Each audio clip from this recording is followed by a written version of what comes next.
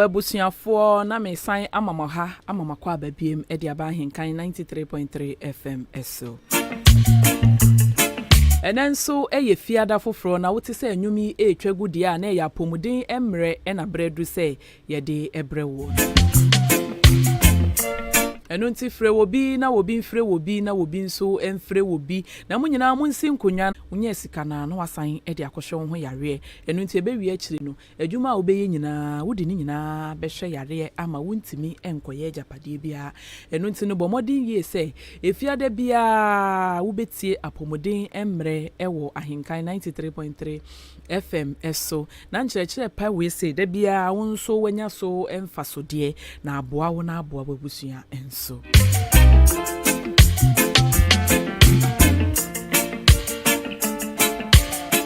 Ya kasa fanyarewa bebre ehun na yegusunsuwa kasa efa ho na ye de ye main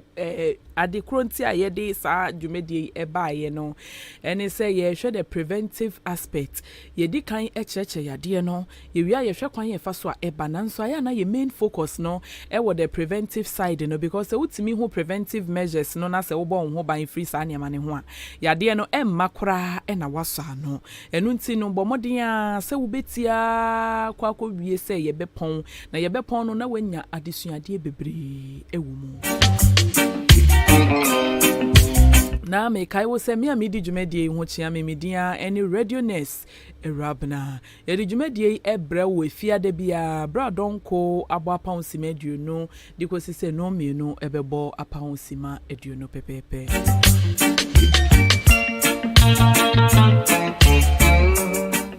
Na me kai wo say you stream live on so e wo Facebook go search for Ahenkan 93.3 FM ne capital letters na wako akohwe me wo live wo comment bia na se bibi che so a ni nyina fato ho mi wie bibia meyi wano asembisa bia de betu bia no meyi wano. Na eneno me say topic we die ye bedi hu nkomo nyame ya adoma next week nanso eneno ye beka bibi kitu bia fa ho fi say sisi anakoye ade bia ha ye nuanom mema bebre an ye ha ye nuanom mema bebre enu nti no obi wo kra ye no but onim ade kra ye no me kai say enura o se enura chi ya me nua be ma bi oye wo say bra we de me mowudi nanso meka wo say era me no won komo me say bra nkomo ben o si an wo de mefro na me so nkomo ben enye dada no anye gonu ya o si a distance wa de na yesa na se be ma kra de wa nya gonu ana chese wonye be ma ye tiefuo eye no kra na asema me nua be me ka chem no se be ma de wa nya gonu ana chese wonye be ma enye no kre ebusuafo enye no kre wonya gonu a eyo haw kese gono no ema wo obema na nsipi na ensita eye yade a ebe haw abetete wo ama wo bema no se wantimi anso ano ntema ebe moa aye kete kura wanwe ye be yira kura wonye bi ebi nka obi wo ho ahyase no onhu ade kora eye no ojonso a ase wo bre e wo ho ase ne bema ni mu hyehye ne kakra e wo ho ase wo hu se ne bema no eso ete obi wo ho abonsensu fitaa bi na fi ne bema mu na eba wo hye boxer shorts na ase wo hye pants wo na yi ase ane supporter e wo so ne bema ni mu support ne na obi hu se wo wura na wo bre wo wura na wo tiam fi se nsu fitaa no aba ma aso boxer ni mu na ene na ache achinti no owaya enwai gise wo pepe o tatea no wo hwiegu so a na emu ye mre ansana watimi eyi ne boxer no wo ye be ma na wotie mi na sansankyerani wo hu bia bomodia na kwa yaresabia entisa ensunsuanso ebe kwa kofa betu ni pedua so no ebe ha wo ye pa se ankofa nsunsuanso kesi bi kura mre wo kura ne ye de bebrewa ne se obe ma no kakra ubehu se emoa ebe moa na asa abofra ya wo ne foforo ene kura no ubehu se ye de ne to na hwe ne be ma na hwe wo de a ubehu se ne de kura emu odusin wo de no na ese be ma wo ba wiase be ye den enu nti no bomoden a sesa yarewa we nyina ubesi anokwan na ma won so mema ye no etimi asipi na esita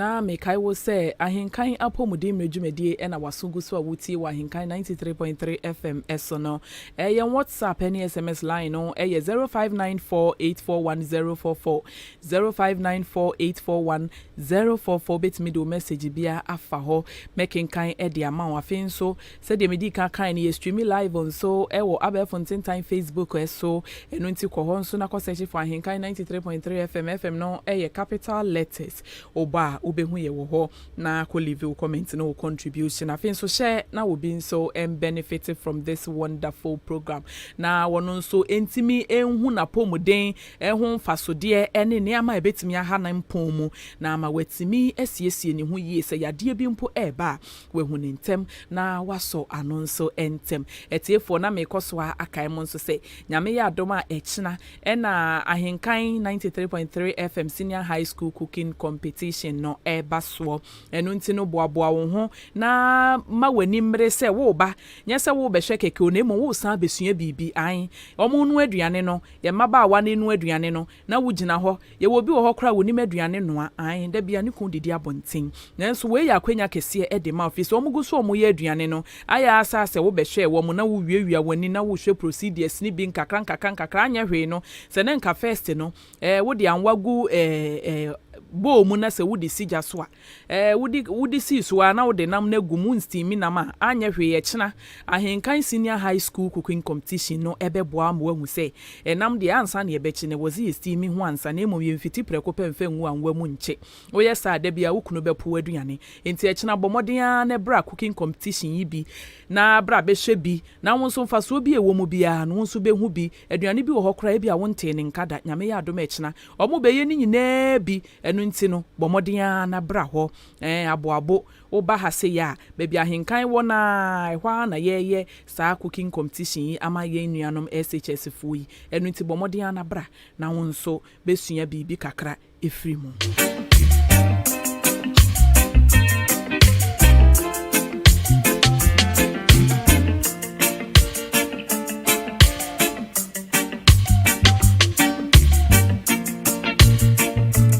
and then no yen topic for the day no prostate cancer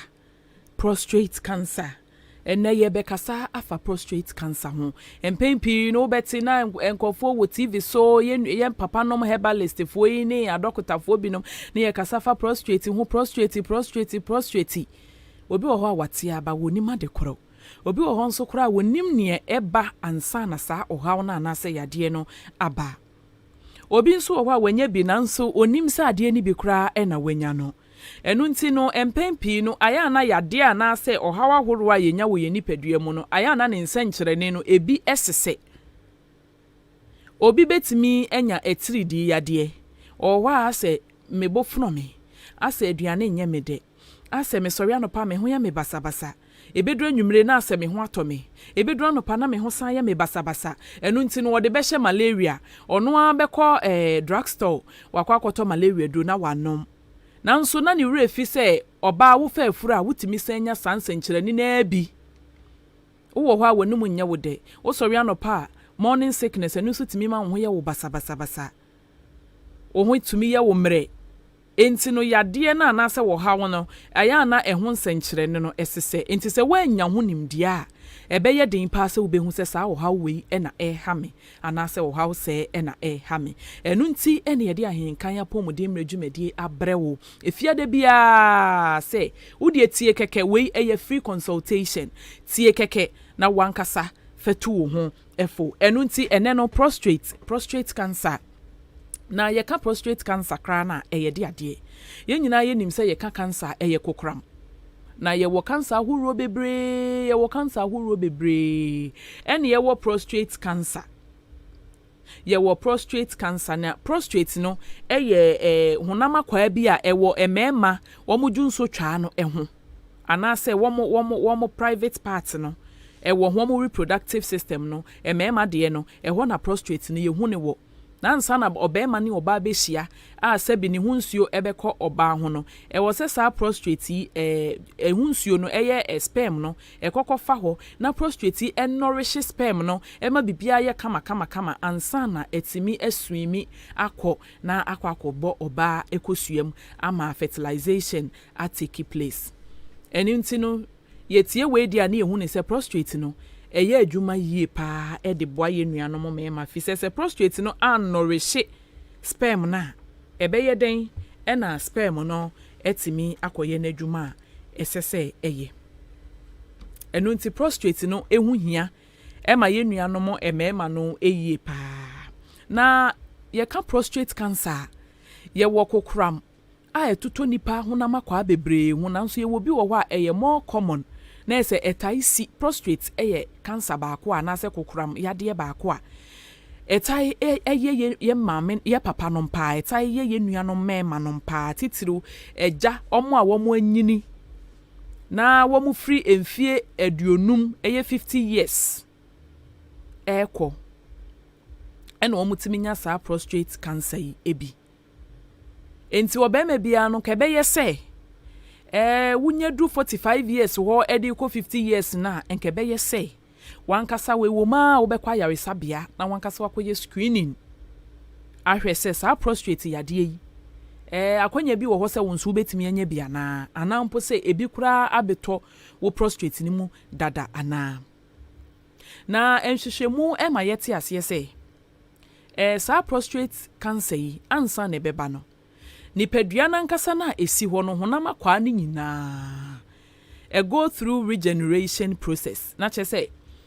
cells no a ewo honam akwa ne ho no ewo ma ebiwu abuto kasem ye fe ne dead cells ewu a na eno na wear off na new ones assign aba na be replace dead ones no na nso ne ye hu ne say bra prostate no ne cells ni bi aye dada na ewu no, which is the abnormal cells ne wosenka eko na foforo eba no sa abnormal ones no enko na atena enti etena sa na ema foforo no nso ntimi nya akwanya emma meye n'adwuma me replace dada no fi se dada na esese eko na foforo ne ba no dada no anko eni ti foforo no nso ntimi amba na dada yin so ya ade a enye enti the more na ewo ho na dead cells ne more ebeka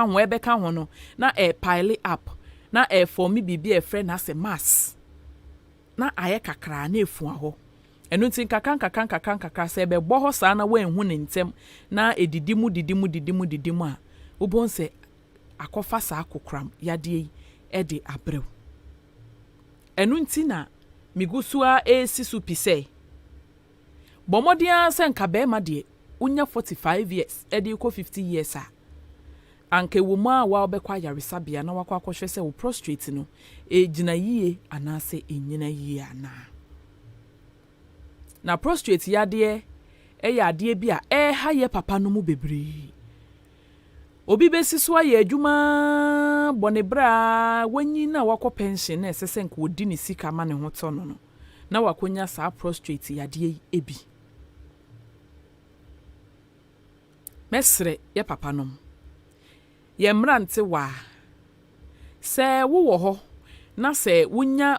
ohaw bi ana yade bi wo wudwunso twa ne ho baabia bomodin ase wo beso ano ntem me di kan be kasa na me kasa fa gonorrhea na se babaso ho ye wo infections se gonorrhea yi bia ba wo so ana babaso yi bi emema ne nso kra timinya candidiasis bia ye ode pon ye mai emema etimi ye wo mobato mo de na ya na ye insidious on treat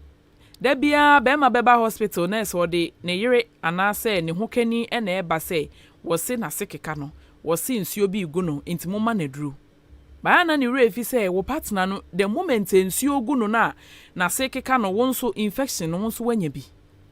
enti mostly no omu treating ma ne pe no be man de wajai no nam enu nti oba sa no obeba wo be treating no be ma na duro acha bosome no wasan ba madam asabo na wasan ma na duro acha bosome no wasan ba madam asabo because ne hukani na wone ne te no e de ne ba beje ayarehwe de ma wo ba ne pe na emom no ankasa be ma ne de wampe anhwe se wono de obesa ne ho yare o kan kra de obeka che no so bibia ni ho oba no no de o se bibia no bibia ni ho papa wo de no ehyehye wo ho ehyem enam se ye ma no se de ye ma ye ne tie ne nti no bibi ba ye hu ne ntem ba wo be ma se de wo de tie na ya na eche ansa na wahu enti the moment a wo ho kani anasa wo partner be complain say me experience sa de we say no e wo se wo so bo modern say treatment bi obeye bi anu nso obeye bi fi se infection eba na when treating intem na wo ma ne hyehye wo ho a hyehye wo ho cha ni nyina ka ho bi e na etimi kofa sa prostate cancer eba wo mpani yemu ese yade na hye ho a koye chronic eno ntino ye wo risk factors bi a eno de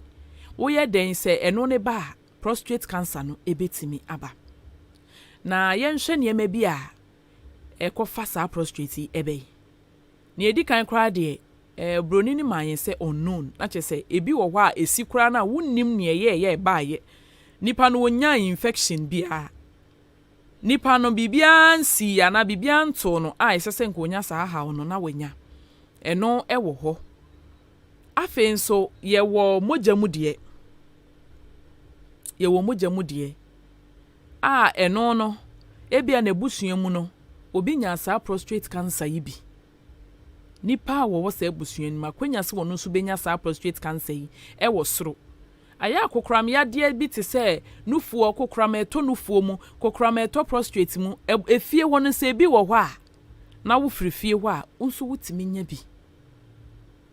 oya abofra na ebi a wo maame suffer from breast cancer ansa na ebi asebi ofrim se wanhwe wo so yie na wama wonan anye ntienti awayare sabia na wote se ye breast cancer screening bia wankoye bi ama bibini na wanso ano ntem maame akwenya se ubenya sa akokram ne bi no ewo soro obi kra timitna wo nimpa se mefie wo bi nya sa akokram yade yi bi nanso wono a miemia ne nufu a wo hu sa abadem duadem na wayi nani ode sa na abeye breast cancer enu nti kokram yade bi a ne kon eye koden na emom prostate ya ye ka ho asemi se wutimi hu ne ntem na wo kwa yaresabia ntem a enuro wo hɔ a ye de beso ano a ema ne enyini enkoye kese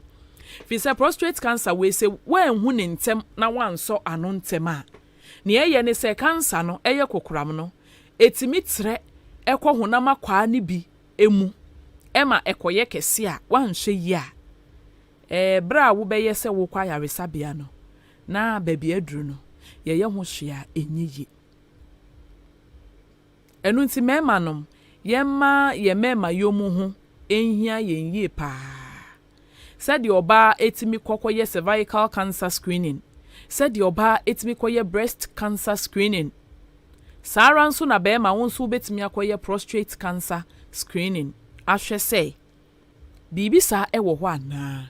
obi wo kra yade ni nya mai so kwa yaresabia doctor timi kire ni se o mehu se ase bibi sa pese eba entempa no na yesi ano kwan na yaso ano baye wo bi wo ho se o me de me nko hospital kra da me de me nyare o enso na yare hyehye ne ho da kopɛ ebo na akum na ono na ohye ho no yema ya pomuden ehu enhia yenye pa na me koso akai wo se dwumadie a wasunguso a wotie eya Ahenkan apomuden me dwumadie wa Ahenkan 93.3 FM so yen WhatsApp any SMS line no 0594841044 0594841044 obetime ede o message aba fenso you stream live on Facebook go search for Ahenkan 93.3 FM near capital letters na leave your comments any contributions ni nyina mekan ede ama wa fenso so wetime aba online na wo share me wo Facebook nso abomoden ansa wo be share na wo bi nso etimi a benefit na faso bi esese wonya free sa enkyerechire mu no wono nso etimi enya free yo na ye hwe kwan a efaso asa ohawi etimi eba na medi kan eka say cells no ewu a ewo senka de ewu no dead ones no eko na new ones be replace nanso obi wo ho a ne de abnormal ones ne dead ones ni nyina no so chinchin na ebu Afei so ye wo older age. Ye wo older age said him di kan no nyanya 50 years e kwa. E wo se wo ma wo prostrate no ehu ehia wo yie pa. Bize sa brani mu no e na akwanya se obenya sa prostate cancer no e wo esuro eyie pa. Afei potoka sem yesi race. Na se de pese e kire nyina ne se blacks na se tuntumfo no. Yenya prostrate no kese pa chen abrofo no. Afei so family history medical akadada. Oberima ni mu odu bebre na woso bebre. Ono nso akwanya se obenya sa prostate cancer ewo esoro epa. Na yenhwe e de ben senkyerene ene de di bra wo bi enya sa prostate cancer. Ni edikan no prostate ni ye yade bi a early stage no emma won senkyerene bia. Ba emmo won kaye bia. Enu nti no wu hu da. Enu nti na me emphasize on the early screening no se wankasa wo be kwa yaresa bia because early detection no eboa to curb the situation. But se wankwa yaresa bia na wo de wotetewa we no enyi ensancheni bia ansa na be sha se eyi dan sancheni bia di no na che se ekọ nanim kakra. Na ma yenhwe wen hua na akọ nanim kakra no ne eba ne se wo dwonso a wo bere. Enu nti na meka se ya na ohaw ne bi wo ho a ne nsankyerene no esese. Obi a wanya babaso odwonso a wo bere kakra ba na wahome kakra no wo kem saa na prostate ne nso etie. Wonya prostate a odwonso a wo bere. Afin so bi wo be dwonso na moja wom. Saa dwonso moja ya nso potoka se mefe bibi bilharzia eno nso eye reproductive system ni mu yare se STD sana se eno mpo obi a wadware nsuom obi o type nsuom dware ene tanya saa yade no bo so dwonso a moja saa na prostate ne nso etimi the sansencheni bi eba a eno no odwonso abonse moja kakra ewom woni wo yire kura hia wo hunsuo na ebeba no moja kakra ewom wo hu moja kakra ewom afi wo ho a wo yobi a mo oduba gradually no bonse wo so ete bonse kakra wo so ete nya wa na wa se wo yes slimming course o ba obehu se wo so ete enti se wo ho na se odwonso a ye normal na all of a sudden no obehu se odwonso a moja wom enkonko ka se ensuo bi a mekodware mu ene nyama mo yi bi wom no mo ama menya sa adwonso moja ida bi prostate yade ne nso etimi ema wodwonso moja titiru ni se wanya emfie 50 years ho ede kono bomodin aso obema wani abre no akwa yaresa bia bia eben afin so wo ho a wonompemu timi eye wo ya wonompemu etimi ye wo ya waposo ne waposo bonse ye wo ya afi erectile dysfunction ewo potokasem obema na afi de ase gradually enye adwuma se de first na ese ye adwuma no afi wo ma bonsa adwodwo kra enye adwuma saa nso na obi owo asikyire yade nso ono so ne be matimi sizi kra enye adwuma enu nti no mi koso asisu pi se ensenkyerene yare hu nsenkyerene no edoso na emom ne ebe ma wahu se eye yade we no eno ane se obekwa yaresa bia bi ebe hu na wa wakoye screening na wahu se saa die ena eye mente saa o de be hye malaria o de be hye typhoid o de be hye yade bia emfa ho kra bate be wi akire no na eye wo kidney na esey na eye wo liver na esey na eye wakoma na esey enu nti no de meka kosi nyina ne se saa ensankyeni ya mebubo so nyina no se wuhu bia bomodin asa yaresa bia ebe enwo no obekọ ho na wakoka wase ma kire doctor no a wo ho no na mua bia wo se wo de boa wo no ono nso ede aboa wo afi kwan be ne ebefa so a yebe boye ho ba na se yebe sisa prostate cancer yi eho ekwan ne hia ne se be ma fri umofra brem didi yie ma fruit and vegetables no enye more wanyini adru mpani fie so na wanya 50 years ekọ ne nya afi na wo beri mojanam bebre enya afi na wo benum star bebre enya afi na sorry a wo bekọ pork show akọre pork enya afi na wo beri akụkọ sradenam ne niama akụkọ fosu ne yayi enya afi na wo bekọ akọtọ junk foods anwa soche ne mo ma fruit and vegetables no enoso wo diet emu afin so bomodin say wo be ma exercise no akoyie fi so be ma bia wo tentene ni mpom no bibia eye kama afin hwehwemu foforo kran so aba ne say obema bia free wo youthful age say bia wo worry at the age of 26 27 na dey ko wutimi ne wo yiri hia at least 4 times a week no akwanya se obenya sa prostate cancer wo form kra obema bia wutimi ne wo yiri ehia 4 times in a week ana mpo se we ejaculate 4 times in a week no akwanya se obenya prostate cancer wo form kra enti e ma momyemwa yekunu nom obi ni kunu te bosumi nsia ni kura won hu ne da obi ni ne yerete bosumi miensani ni kunu onhu ne ho da e basa wo ha be ma no e was at least in a week no timi ejaculate 4 times na o ejaculate ni nyina no na dead cells ni nyama na enya ni nyina na ebi ifra na eba na eboa no amono nso no na pomudin asipia sita na emo one ne tena da ma no san akoye be ma nso a wono nso wompese obetwa afa ba bi dia bosumi nsia afe obema okunu na nya prostate mesrew obema na nya prostate cancer ibi enti bomodin ye pa se obeboa no no nso aboa wo afe nso supplements na abeba bebrebe no vitamin E supplement, vitamin A supplement, vitamin B supplement. Ye momodin say those supplements no ye benya no more ewo ye duanim instead of ye depending on that capsules ne sa niam no because raw ones no eboa. Those supplements ne boa but unya raw one no so and a natural one na eno no eboa ye pa. Afe ye make sure say ye mudro nso ye be maintain no enye se wenye sikenti se de wudidi ani na wafua edukuchu na waye kakra wonam kwan so kra ha se oda ha nyina ye wodea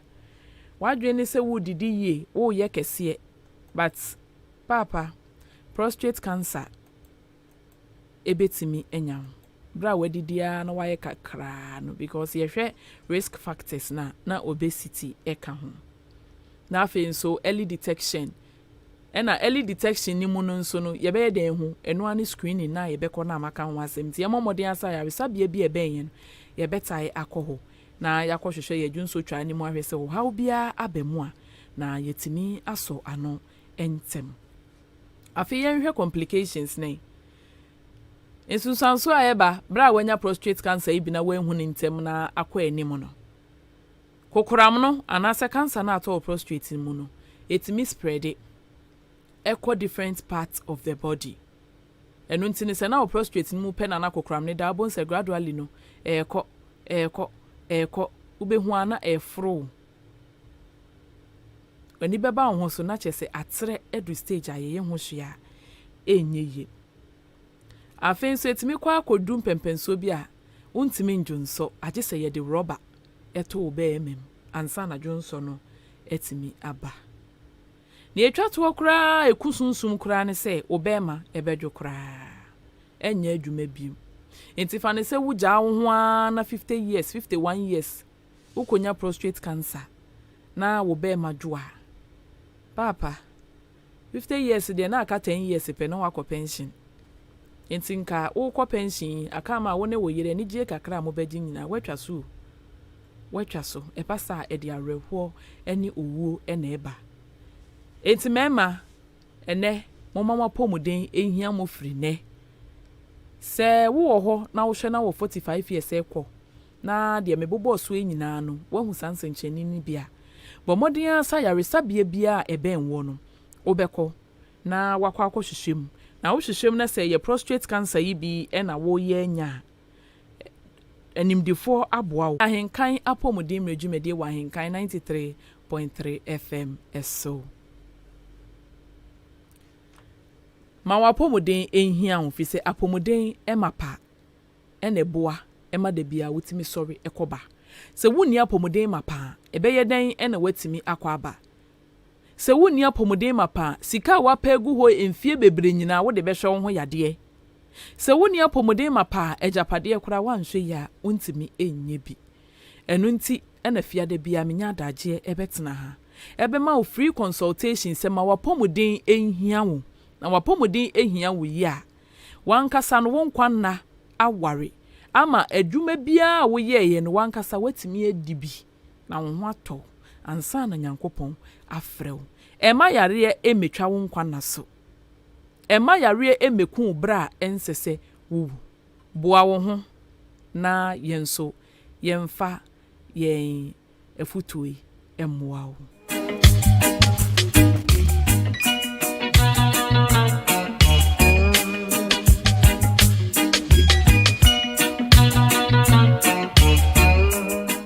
Yo, ene na yeko Facebook a yenu Akwesi George oso wo hwe yen pa Akwesi George yeda wase se wo hwe yen ya na wa share na obi nso a benefit from program yi ebi entietiefo ene ne yebeka ho asem eni enti because we si so say se wo hu oha obia e wo odwu so twa ne ho na wo ye bema entena ho enka nkyem se obema kra de we nya babaso ana chese wo nye bema bra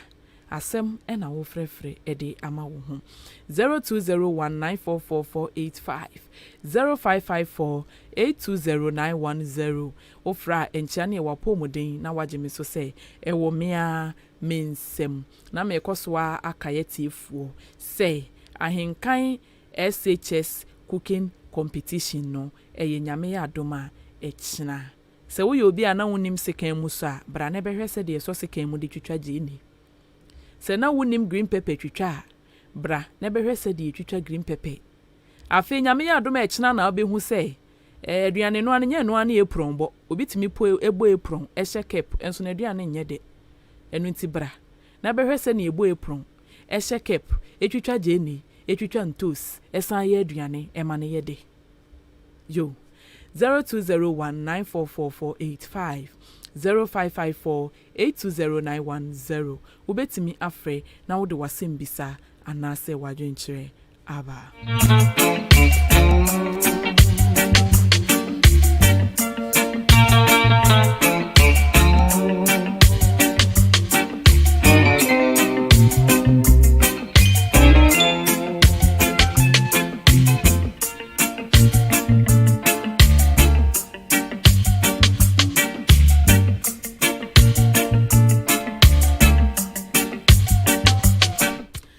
0201944485 0554820910 Menkro no eno no mesremo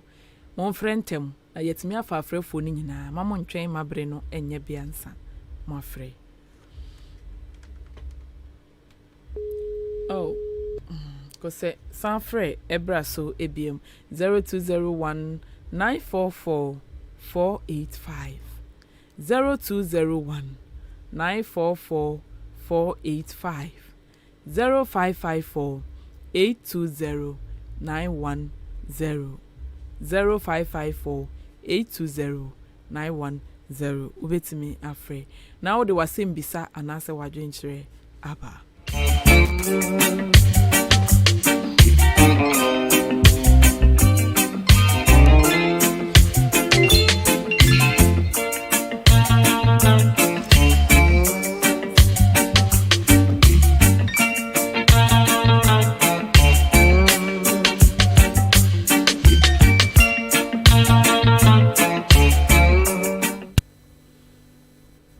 0201944485 0554 820 910 0554 820 910 ubetimi afre abajumedie eso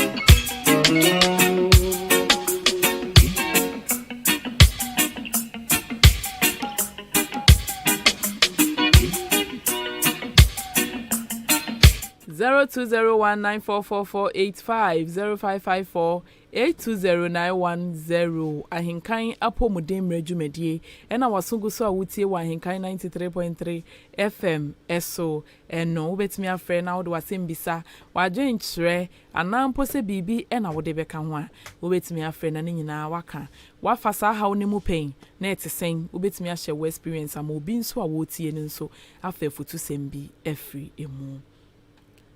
Hello. Good afternoon. Good afternoon. Wapo modern. Me pacho wudin any baby a wo free. Yo, Mr. Mensa, achimesubua yetio. Pacho, obi so bin content and me pacho nipa no wesiche ya de. Ba wako hospital akọ check say woni asiche yare. Yo, Mate, me you ano. Me da se self badge me dey so. Oh, kose ofrefo we ensa anka onsa frɛ ebrajumedi su bi me pacho Johnson tentem no sɛ de medi kan ne nsenkyerɛ no ya na esese Johnson tentem betumi aye asiche yade na emom sɛ wahu sɛ woni asiche yade de a ɛna Johnson tentem so ebetumi aye nsenkyerɛ ne ama prostate cancer free sɛ ɛno no wo Johnson a wo bransa wa Johnson ti Johnson no ni nyina entimi mma nti sese ya na Johnson de ɛno nti no bɔmɔden asɛ yade a ye wa kyɛ na sɛ egusoa ɛyɛ wo de a bɔmɔden asa yaresa bia bi a ebe enwo no bɛkɔ akɔhu doctor na doctor ahwehwɛ wodwunso twa ne ebi kura nso na ɛyɛ nemu yare bi ɛna wanya ɛna ama wodwunso tentem ɛsa no medase. Hello. Oh, kose 0201944485 0554820910 0554820910 0201944485 unso ubetimi afre na wode wasembisa aba.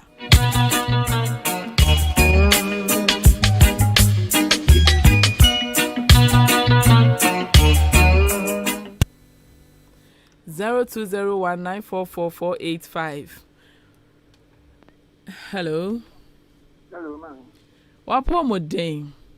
Yeah, omiamisem. Me pacho wudin any baby a wo free.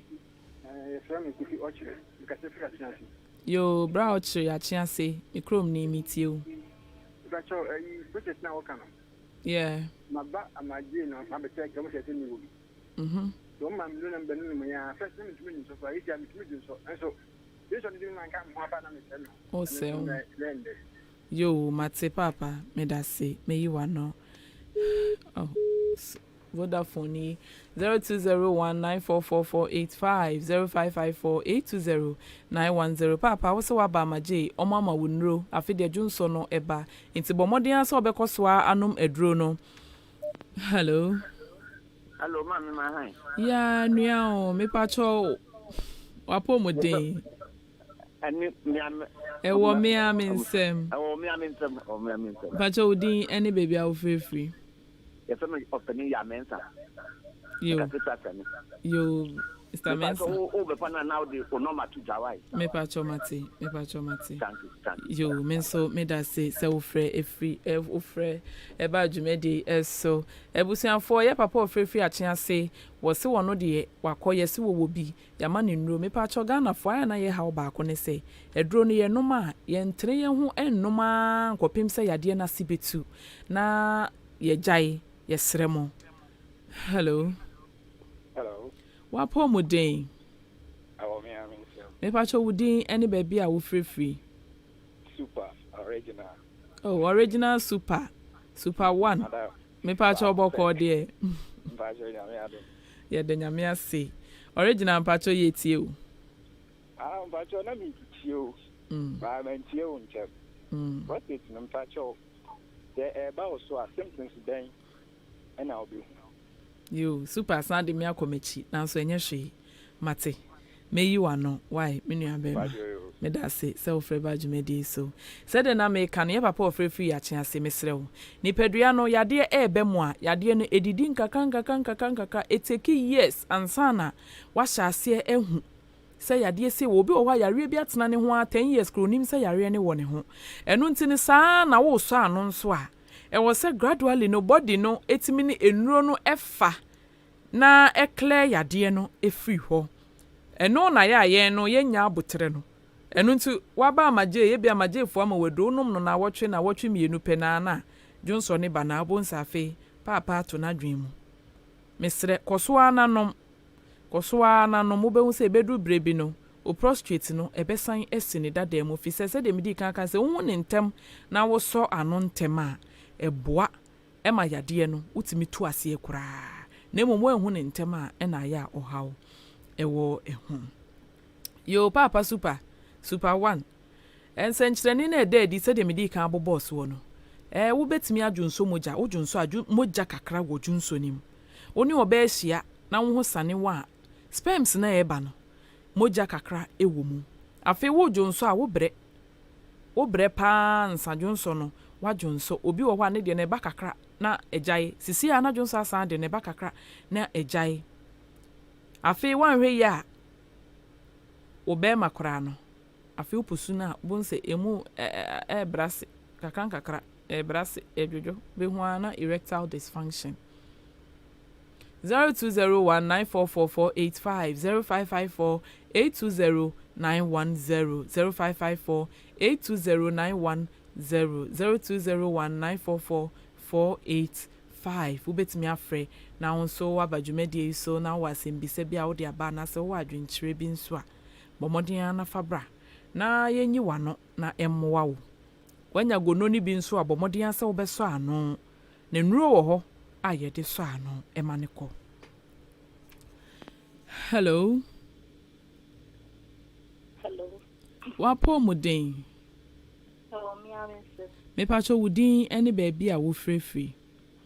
pacho frame Ellen me kasafi akemasen yo sister Ellen pacho yeti me pacho no pese mi bisa se yare no emema nko ani tumi nya na ema tumi nya bi yo me da say sister Ellen se wo frɛ ba dwumedi eso me pacho ye fa yadwunso twa na be ma dwunso twa no ono wo ne ho akwa ma nso dwunso twa no yenso ye wo ye de ho akwa na prostrate na eye organ na ewo obema dwunso twa ne ho no ma ye ni da prostrate ni bi ye ni prostrate no ebi enu nti no ma enya prostate cancer na emom yenso ye de na ye cervical cancer ye de na ye cervix no nti sa wo ye oba na wo paniema ye de hyehye ya na mu bebre da bia wo ye se wo be ye bibia ma obe ma na se wo kunu awon ne wo hu sampa me ye de se wo de niema be hyehye wo na wo ye niema nsem fata wanhwe ya cervical cancer na wo benya na mema ne de no nso eye prostate cancer nti oba enya prostate cancer 0201944485 0554820910 0554820910 0201944485 ubetimi afre ye wo mere kakra ewo yenim na wo de wasem bisa aba na meyi wano because wa akai mo say ochina ena cooking competition no Ahenkan SHS cooking competition no eba so eno nti no bomodia se anopatututu obesesa woniama ene wo bi ko catering school wo tue sika pudran so de akosua aduane ba akopeye an obi abra wo hu jollof ye eno so na ne kunpe enti no ko tue sika ko catering school akoye course 2 months ansan wo hu jollof ye echina bra we ye free tutorials wo ba no wa besua se de ye jollof ise mofra ne ye no na won so wo hwe no wani wo mu nkakra obehu procedures ni nyina na ochina na opon pe wakọ no jollof ama okunu edi na ma ware no aso enu tinye se wo behwa keke ne mo wo san besua aduane eye. Hello wapo moden ene wala wo me amensem me ba cho beji me so se wo me amensem me ba cho wudin eni baby a wo frefri efrem kwesi mensa yo na previous yo bra mensa yitio jinso demia I said jinso demia be check akra sana jinso na ba enu de Johnson de na wakogina ho na be chance Johnson na ba na eno no mepacho wo eno no free hɔ a ensencheni foforo bia enye wo eka saa de wo kan hu Debbie. bibia anye wo yo eno nko a na ye papa ebetimi aye gonorrhea saa nso na ebetimi akoye prostate na mpacho wadi mfie sen 65 okay 65 the papa wanyi intino yenhwe na kwa yaresabia kesie mu na bomoden a se obekọ na wakwakọ kire doctor na yenye wo screening ni before prostate cancer na yenhwe 65 de wakọ wanim ebetimi akoba se enu bi na ebo ukoko no because Johnson de ka Johnson nya de una se wokọ a esese Johnson no etimi ba he said the moment adwen ne be mas kidney ne signal say kidney baby Johnson gwe why ma nti ye ne pie no unya dru ho a e was responded to that stimuli no na Johnson no etimi eba ba udru wona say obi Johnson de wa adwen abo kidney nkaye na kidney say ai mate nti kona kwa Johnson afu bedu na afi na wochim emma wochima papa bomoden akwa yaresa bia ben ho na akohwe say your prostate bi na ebo kokwa waso ano ntem na ankodru bia ye de rubber ebeto be memu 0201944485 0554820910 0554820910 akakakra bi na ye bre no ayebe eno nti ubetimi afre na nso wabadwumedie eso ahenkan apomudi medwumedie na wie wuti wa ahenkan 93.3 FM eso no na ene de yeka ho asem eye prostate cancer ene baby a wona bia beti ese prostate yesi papa na nya prostate ne de eno na ye organ na akokram no etomu no nti wo kan na de cancer na ka ho prostate cancer na ese nipa no kokram abeto ne prostate no emu nti ye mo ye ho moden na ye nhwe ye ho so yie se de be ya sa kokram yi ebi mekan ye fi se kokram ya de no ne ko eden kokram ya de ne ko eden yie pa enu nti enuanom ye nhwe ye ho so yie na ye mo ye ho moden bia se yade bia efa kokram ho no yenkofa emfa meto yen nipadua eso 0201944485 0554820910 afen so se wo ho na wa hwe ho na babasui wo hu nsenkyerani ni bi se nsuo firi obememu se obema no moa kakra wo ho a Johnson de wa akwa aketu bi na eba ebi wo kra bekọ no wa Johnson agu amesre mewi a mebobo number frɛ na emwa bi ewo ho no yenye na sai ohaw no influence sa ebetimi akofo ohaw kese e de aba abeto wankasa woso. Hello wapo muden Awomi amso ne pacho wudi ni baby awo frefri aso yo feme spam okay me pacho yeti o madam Awurabena aso mi question bi na estimate yo oh can we know how do you man me you are no aso se ebia na me ya baguno oh yeah obebunu aha na efese acho ho exercise there 20 effort 25 30 you be have research na Ahenkan no ba me say se me it is how we can so eno no edi so boni be breme ana tete na be ma me pacho wo 30 years na say e bia wonye ready say obeware on wonye ready say obeware na so won na so won have research ya 25 to 30 28 years na wo show mo so na so no edi pro no be breo how be breo ana yo mate medasi me yo hano yo minua be ma medasi ye pa na wasemi a wabu sei emu odru wudi kan ka se ahohyeso no edi problem beba ahohyeso enfa problem ma because e won ware ya e wo se wutimi hye wo ho so na emom ye ba apomudin mu de a de me kan se obema de nka waware a won ne wo ho kani ti no enka na watwe bia e wo se wutimi ejaculate 4 times on worry ya say ya motanya wet dreams I no ne wo hwa obunso obeda sorry no na ho ase na abakama na momo worry a e wo se wutimi hu say me ejaculate more a eboa ema me prostrate ne nso no etimi ejina ne na so ye enti se wo se ya wahya wo ho so wa to 30 years ya won worry ye o worry a e wo se wutimi te woka na ne nkese se eba ne nyina wo pia ne nyina begu because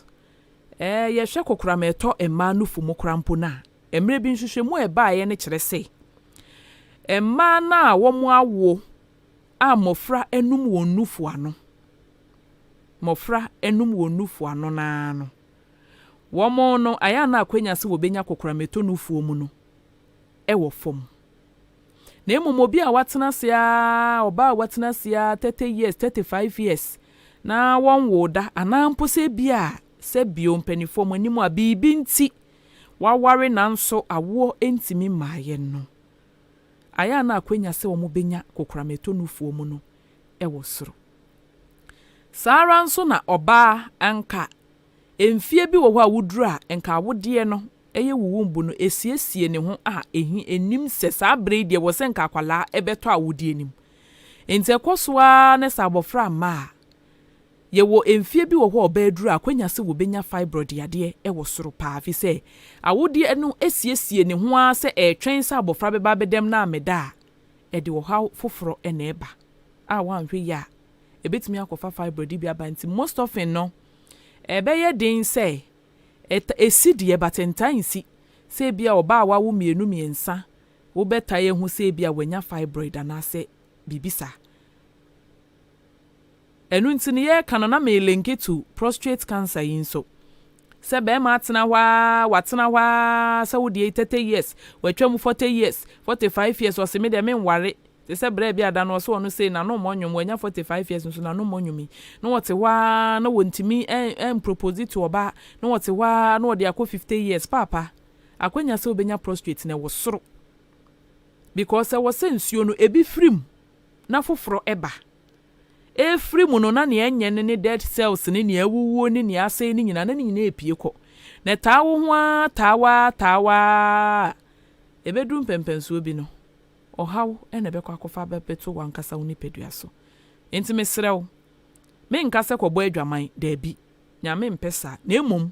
30 years dem nim se nche obeware o ware a bomodin ase areas ni nyina ubehwiegu na wankasa wo hu atom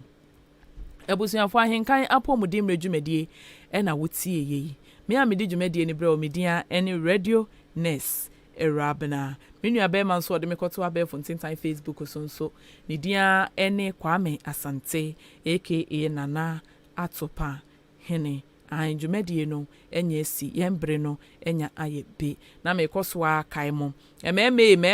mema mudidi abontie mema efie aduane nya mode mesremo echina se wo mpesa oyiri be pie kura na meso echina ma no free ticket na o mesua se de ye jollof o mesua se de ye wo fufuo o mesua se de ye mu ni stew na anwa mokora wo mesua an banku wo mesua because obi wo ho aduane na no wonim ye na nya se bia wo ye na anye da na se bibi da bi obi wo ho ni mepron bopa wo kono abo epron pa shekep no the gloves asese ne nsagina kitchen esen ni okobo boxing enso aduane no no awi a wodi ani obenu aduane atwitwa vegetables obewi aduane ba ko egu silver mu no bo ho ka be 3 million enso ni kun be san akoto fufuo 2 cedi so abonten di fa sa kwanya yi so na bra na besua aduane enoa nkwala na ye no na wo hwe kakanka bonse wanya hwe kura ne se aduane nya dos na ntimi nsua kura wanya hwe kura no ukodru fi a ukun be hu se first na nka meyire ka benku a o kache ya no ko ni benkum so nanso okwa ahenkan SHS cooking competition ase no isi a woka ko ni nifa so aba mmemu bi